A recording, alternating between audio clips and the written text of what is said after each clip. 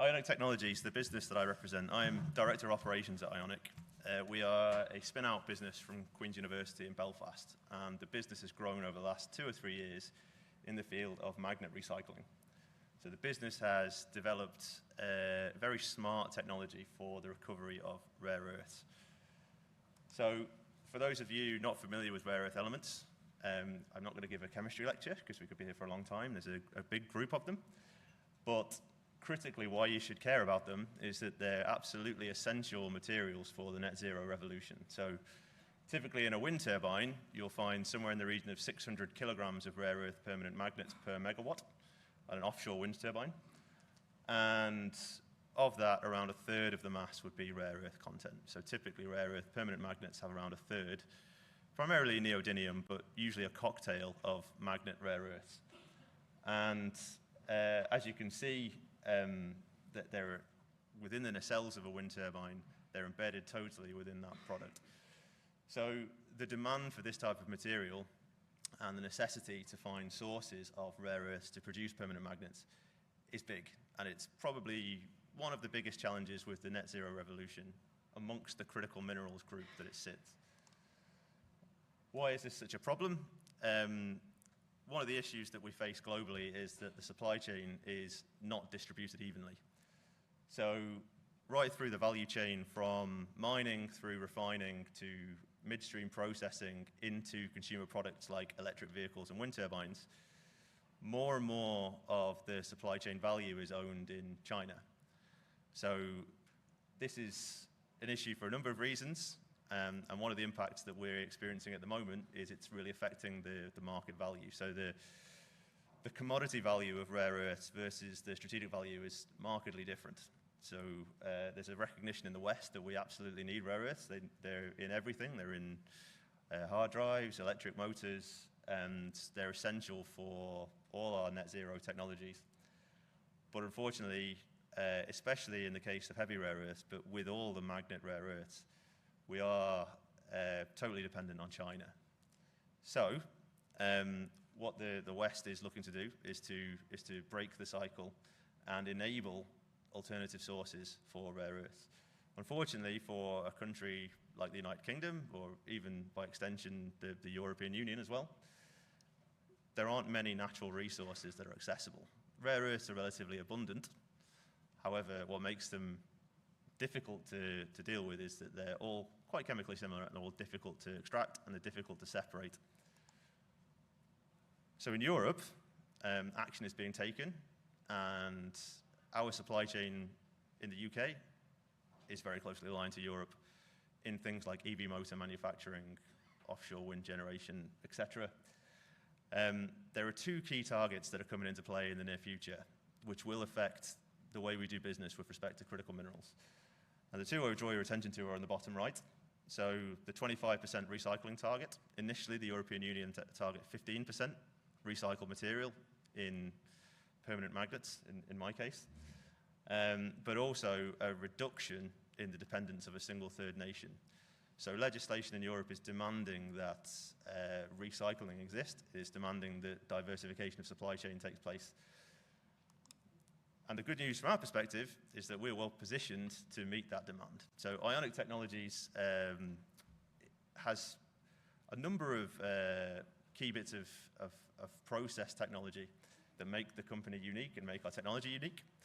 But the first thing we would flag is our agnostic magnet feedstock preferences. So we can take pretty much any type of end-of-life magnet or midstream production waste from magnet manufacturing, and we're able to extract rare earths from it. So typically magnets will have coatings, they might have some sort of lubricating fluid on them, they may even be oxidized during the extraction process, liberation from things like electric vehicle motors. But our process is hydrometallurgical, we can cope with that, it's not an issue. In terms of what we produce, because we have no access to primary material, everything we make is 100% recycled, but critically, it allows for domestic supply chains to exist. So the UK, as an example, has no accessible rare earth resources as it stands. So the only way that we would meet needs for rare earth supply domestically would be via recycling. So that is something that we can provide. And then finally, the product that we do make is very high specification. So typically, rare earth oxides that are bought from primary sources would be sold at a purity of around 99.5% or above. We can comfortably beat that with our technology. So actually, the product that we are making is more pure than primary material. And it stands to reason that should be the case, because if you imagine extraction of rare earths from the ground, there's potentially 15 elements that are all coming together, and you need to get the valuable ones out and dispose of the non-valuable ones. In our case, we're effectively harvesting rare earths from a magnet where that process has already occurred. So what it enables us to do is do our process more efficiently. So our hydrometallurgical process looks quite simple on here. I can tell you it's not simple. But effectively, we take magnets, we break them up, we digest them, we extract the base metal, so the majority of the magnet content is iron, we remove it, and then we perform an advanced solvent separation process. So when I tell you that there's 15 stages in our demonstration plant, that compares to thousands in equivalent primary material plants. And then we separate the oxides and produce individual products. So neodymium, praseodymium, dysprosium, and terbium, all at 99.5% purity or above. The supply chain environment that we promote is a circular one, as I explained. We enable this by producing those purified oxides with a long loop process. We enable the manufacture of new magnets with specifications equivalent to primary material. So this circular supply chain concept is made possible by our technology. So it enables a sustainable route to manufacture, it enables traceability, and critically, from a market perspective, it enables stability on price. At the moment, rare earth prices are dictated by the Asian Metals Index. With this sort of system, it's possible to look more towards a tolling style arrangement where the OPEX costs associated with each stage are more relevant than the cost of neodymium in Shanghai. In terms of the support that we've benefited from Innovate, we've lots of lovely collaborators that are all up on the screen, so I'm not going to walk through all of them, otherwise we would be here all day. However, I would draw your attention to the climate's funding, which is the subject of the exhibit immediately outside this area, which we have benefited from tremendously. And the focus of climates is all around critical minerals, specifically rare earths, and creating circular supply chains for rare earths. So we have a number of projects through climates which have really supported the growth of our business and our ability to demonstrate what the process is capable of. We've also received great support from the Advanced Propulsion Centre, because obviously our position in the supply chain for electric vehicles is recognised by that organisation as essential. We're looking to do more and more with the APC and more with the automotive OEMs who really value high specification rare earths. One particular project that I will flag from Climates is a demonstrator that we've done in partnership with Less Common Metals, who are also exhibiting outside, and Ford Technologies UK, where we will this year later create what we believe is a world first electric vehicle motor with 100% recycled rare earths in it. That's looking very good. It's nearing conclusion. And if anyone wants to hear any more about it, I'll be at the exhibit later on. What's next for our business? We're looking to commercialize. The business case is clear that there is a demand for the material that we produce. There's a lot of interest in terms of sources of feedstock, both in the UK and globally. And our investors are telling us that they want to see the scale grow because they want to start producing more oxides. So we will look to commercialize the technology in the next 2 or 3 years, and we're undergoing investment activity at the moment to support that. And this is what we're looking to build, the world's first rare earth recycling plant in the United Kingdom of this type, rare earth oxide manufacturing, and it will have a capacity of around 400 tonnes per annum, and that equates to around 1,200 tonnes per annum of magnets for recycling. And we're very excited about it, so that's what's next. So if you want to hear any more about Ionic, please do come and talk to us at the exhibit, but at this point I'll hand back to Neil.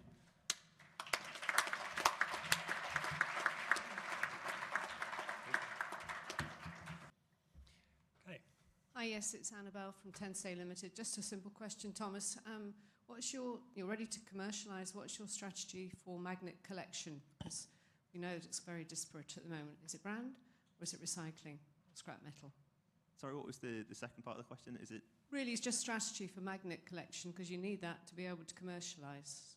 Yeah, absolutely. So the business has taken a number of stages to address that. There's an obvious question with our technologies, where's the material going to come from, right? So it does make a lot of sense.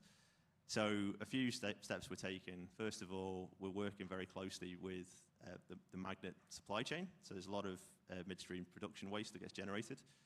That's easy material for us to process. It's very, very suitable for our process, but the volume's not massive.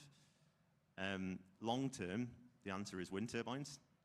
So offshore wind is a massive, massive growth area. As we know, the UK has been an early adopter. So in terms of the targets set out by the Critical Raw Materials Act, the United Kingdom is well positioned as an early adopter of wind to bring in for decommissioning a vast amount of magnet material. So part of the benefit of us being located in Belfast is that the harbour estate is the second largest deep water port in the UK for offshore wind activity. And already there's significant capacity of offshore wind turbines that are scheduled for decommission over the next few decades. So the harbour just announced actually in the last month they're investing £90 million in upgrading the infrastructure to receive that material. So long term, that's where we will operate. That's what we will do for this particular plant. Globally, there are a number of magnet sources that we're working with in North America, South America, Middle East, and Europe as well, all of which have manufacturers of wind turbines that would be, shall we say, maybe not quite as proficient as the European ones. So there's quite a lot of magnet material already available for recycling that can be imported. So in terms of volume, that's wind is the focus area, but in terms of what else is out there, we're really keen to explore with scrap organisations in the UK, Europe, US. There's lots of different ways that you can recover magnets. Some of them are very expensive. Some of them are very destructive. The advantage of our technology is it's very flexible. So, you know, where you may have issues with, for example, oxidation of magnets by liberating them, we don't really have an issue with that. It doesn't make any difference in our process because we're effectively dissolving the magnets as part of the process. So what we feel that our technology does, in addition to the capacity it creates, it also unlocks mechanisms for magnet liberation that might not otherwise have been there because we're so flexible on the feedstock that we can take. That answers your question. Okay, and that kind of brings us to the close of the session. Actually, we've run out of time, so I'd like to, again, thank all of our speakers if we can.